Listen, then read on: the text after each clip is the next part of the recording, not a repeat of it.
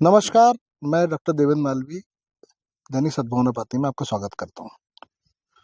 आप देख रहे हैं हम लगातार सीरीज चला रहे हैं अभी डीएचएल इंफ्रापुल को लेके। डीएचएल इंफ्रापुल की लगभग 30 कॉलोनियाँ पूरे प्रदेश में हैं, जो बहुत जल्दबाजी में लॉन्च की गई थी और उनको लेके हजारों की संख्या में निवेशकों ने अपने अपने निवेश किए थे।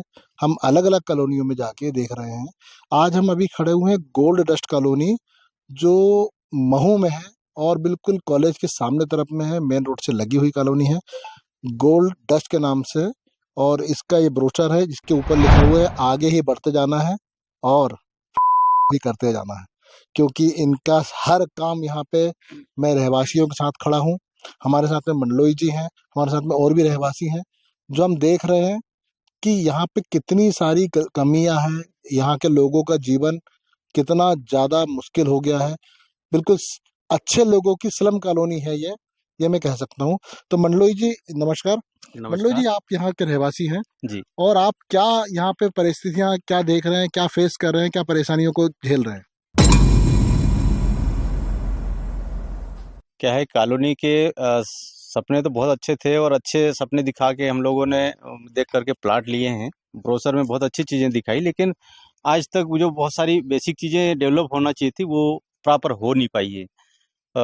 जैसे कि माने तो कॉलोनी के सेफ्टी टैंक आज तक अधूरा है, बना ही नहीं है। और वो जिसके कारण आप जो पीछे देख रहे हैं, ये ड्रेनेज नाली का पानी कुएं में आ रहा है।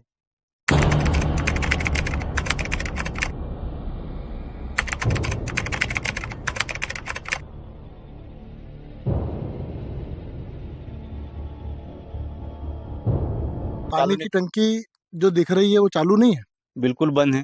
जब कोई से ही बंद है, एक बार भी चालू नहीं? नहीं है, बिल्कुल अच्छा। बंद पड़ी हुई है।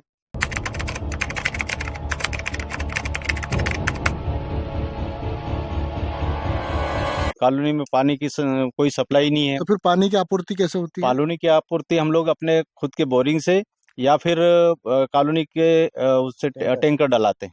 तो हम लोग टैंकर डलवाते हैं। अब जो लाइट लगी हुई वो भी हम लोगों ने अभी बीच में पैसा कलेक्शन करके, कॉलोनी वालों ने कलेक्शन करके लाइट लगवाया है। बीच में पहले लगवाई थी, लेकिन कोई प्रॉपर मेंटेनेंस नहीं है, तो इस कारण बहुत सारी समस्याओं का सामना कर। कॉलोनी हैंडओवर नहीं हुई अभी? कंप्लीशन तो हो चुका है इसका? कॉलोनी कंप्लीट तो हो चुका ऐसा सुना है। और जब चेयरमैन से हम लोग बात करते हैं कि कॉलोनी या तो हैंड ओवर कर दीजिए, लेकिन वो बोले कि समझो हैंड ओवर हो गई है। तो अब जब हम एमपीवी के पास जाएं तो वो कहते हैं कि कॉलोनी हैंड ओवर नहीं हुई। पंचायत के पास जाएं तो वो कहते हैं कि हमारे पास हैंड ओवर नहीं हुई। तो हम कॉलोनी की समस्याओं के लिए किसके सामने जाएं? तो ले दे के हम चेयरमैन से ही बात करते हैं। उनका आश्वासन हमेशा मिलता रहता है, होना कॉलोनी चाहिए। में और क्या क्या प्रॉब्लम आती है? कॉलोनी में रोड की समस्या है,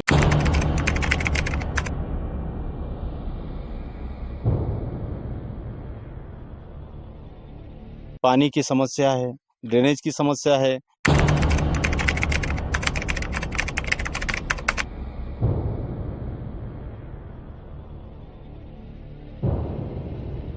वो जो मेन आने का जो रोड है, वो रोड कंप्लीट नहीं है। कॉलोनी नाइजर खुद ने बनाया था रोड, लेकिन अब उसको खोद दिया गया है।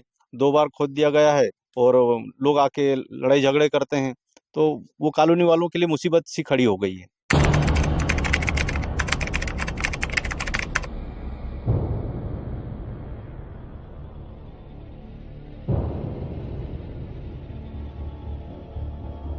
यहाँ पे आप देख रहे हैं कि 1200 लगभग 1200 प्लाट की कॉलोनी है और तकरीबन 200 रहवासी हैं अभी यहाँ। हाँ, 200 से ज्यादा के लोग 200 से ज्यादा रहवासी हैं, लेकिन इनकी स्थितियां इतनी खराब है। यहाँ पे एक बड़ा मसला ये है कि कॉलोनाइजर संतोष सिंह ने उनकी पर्सनल लाइफ के सेपरेशन के कारण जो जमीन उनकी पत्नी को दी थी, उस पे भी विवाद की स्थिति खड़ी हुई है। यहाँ पर उन्होंने पिछले कुछ दिनों में गड्ढा खोद दिया, रोड खोद दी, ऐसा रहवासियों का कहना है।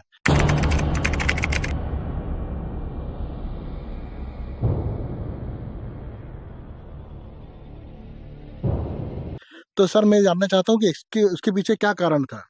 इसके पीछे कारण ये था कि वो उनका डिवोर्स हो गया। वो बोलती कि जमीन मेरी है, मैं इधर से आपको जाने नहीं दूंगा। 2 बार उन्होंने रोड को खोद दिया, कई बार दूसरी बार जब आई तो 10-15 गुंडे लेके आई थी वो, जिसका हमने आवेदन थाने में भी दे दिया, सूचना एसडीएम, तहसीलदार, और ये भी आए थे उस समय। पर उनका तो पास दस्तावेज है ना, उनके पास तो। दस्तावेज तो हमारे पास भी है, पर वो बोले कि इसमें क्लियर नहीं है। अच्छा, ये कहना है कि यहाँ पर जो इनके आपसी झगड़ों में रहवासी परेशान हो रहे हैं। यहाँ की रोडें खोद दी गई हैं, जो छोटी मोटी सड़कें अच्छी कंडीशन में थी वो भी खुद चुकी हैं।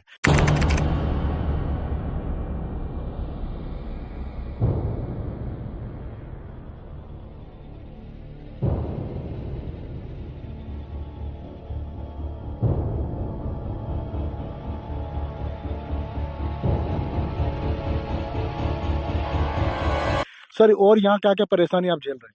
जैसे अभी गार्डन बनाए थे, पूरे बदतर हो रही है उसकी हालत, गार्डन के पूरे टूटे पड़े हुए हैं स्थिति। और स्विमिंग पूल की बात करिए, स्विमिंग पूल भी रहेगा कॉलोनी में, कोई भी प्रॉब्लम, सब कुछ हल नहीं है। सारे गार्डन खाली पड़े हैं सर। तो मैं बता दूं स्विमिंग पूल की हालत, आप मेरे पीछे विंडो में देख रहे हैं। स्विमिंग पूल के नाम पर जो होना था वो तो नहीं, लेकिन ये जरूर कुआं पूरा भरा हुआ है, ये आप देख रहे हैं। इसकी बाउंड्री नहीं है, कभी भी कोई बड़ा हादसा हो सकता है। पूरा ड्रेनेज का पानी आ रहा है, ड्रेनेज कोई खुले हुए नहीं, सब सारे ब्लॉक है, ओवरफ्लो हो रहे हैं, क्योंकि इतनी बड़ी कॉलोनी। सर, स्ट्रीट लाइट और सिक्योरिटी की क्या व्यवस्था है? स्ट्रीट लाइट की हम लोगों ने अभी लाइट लगवाई है, क्योंकि कॉलोनी नजर की तरफ से कोई ध्यान नहीं दिया जाता है। और सिक्योरिटी गार्ड लगे हैं, लेकिन वो कोई मतलब के नहीं है।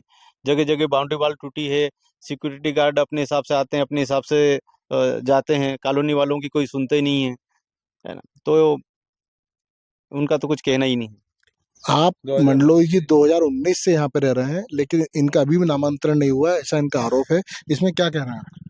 आरोप क्या है कि जब हमने कॉलोनी में प्लाट लिया है और प्लाट लेके रजिस्ट्री कराई, रजिस्ट्री कराने के बाद उसका नामांतरण, रजिस्ट्री तो आ गई, लेकिन नामांतरण जो आना था वो नामांतरण डीएचएल कॉलोनी के पास ही पड़ा हुआ है। वो इसलिए नामांतरण नहीं दे रहे हैं कि आप लोग मेंटेनेंस नहीं दे रहे हैं। तो हम लोग ये कहना है कि मेंटेनेंस हम देने के लिए तैयार हैं, कोई दिक्कत नहीं, लेकिन कॉलोनी में जो बेसिक सुविधाएं वो तो हमको दो। जब सुविधाएं, बेसिक चीजें, सुविधाएं नहीं दे पा रहे हैं, तो कॉलोनी के बहुत सारी जो 31 प्रकार की, 31 प्रकार की आपने सुविधाएं हमको दिखाई है, हम उनकी तो बात ही नहीं कर रहे हैं। हम तो यहाँ लाइट, पानी, ड्रेनेज, इनकी बात कर रहे हैं। मतलब सपने काफी सारे दिखाए, लेकिन कुछ भी पूरे नहीं। कम्युनिटी हॉल बनाया उन्होंने, उसको भी आधा छोड़ के चले गए। चारों तरफ से खुला पड़ा है, जानवर 24 घंटे घूमते रहते बाहर के, कोई रोकथाम नहीं उनकी। न चोरी, कई जगह चोरियां हो चुकी है यहाँ पे। और चौकीदार आता है, वो चौकीदार कोई ध्यान नहीं देते, बोले हम आपके अंडर में है नहीं, हमारा तो वहां से है। मेंटेनेंस के नाम पे कितने मेंटेनेंस के नाम पे जब से हमने रजिस्ट्री में भी 2019 से यहाँ पे हूँ, जब से वो समय 50,000 लिए थे इन्होंने, उसके बाद तो नहीं लिए। पर जो अभी नया रीसेल हो रहा है प्लाट, उनसे ज्यादा वसूले जा रहे हैं और मेंटेनेंस कुछ भी नहीं दे रहे। मतलब सीधा कहना है रहवासियों का कि काफी सारे पेमेंट इन्होंने लिए और लाखों रुपए की संख्या में पेमेंट लिया, लेकिन मेंटेनेंस के नाम पे कुछ भी नहीं है और बद से बदतर स्थिति में लोग जी रहे हैं। कॉलोनी की रोड चौड़ी करने के मामले में हमने संतोष सिंह की पूर्व पत्नी मनीषा सिंह से संपर्क करने की कोशिश की, पर उन्होंने फ़ोन नहीं उठाया। जब हमने व्हाट्सएप पर उनसे जानकारी चाही तो उनका जवाब मिला कि उक्त प्लाट मनीषा सिंह और सिद्धि जायसवाल के नाम से है, जिस पर कॉलोनाइजर संजीव उर्फ बंटी और संतोष सिंह ने मेरी बगैर सहमति की सड़क बना दी, क्योंकि कॉलोनी का विकास नहीं हुआ था और प्लाट नहीं बिक रहे थे। इस कॉलोनी का मुख्य द्वार पीछे की तरफ है, लोकेशन और बस्ती एरिया होने से कोई प्लाट नहीं खरीद रहा था। कॉलोनाइजर ने मेरे और रहवासियों के साथ धोखाधड़ी की है। इस संबंध में तत्कालीन कलेक्टर आशीष सिंह ने एसडीएम राकेश परमार और तहसीलदार विवेक सोनी से जांच करवाई है। जांच रिपोर्ट में एसडीएम ने स्पष्ट किया है कि कॉलोनी का मुख्य द्वार पीछे रीछाबड़ी रोड पर है और आरोपियों ने धोखाधड़ी पूर्वक सड़क बना दी है।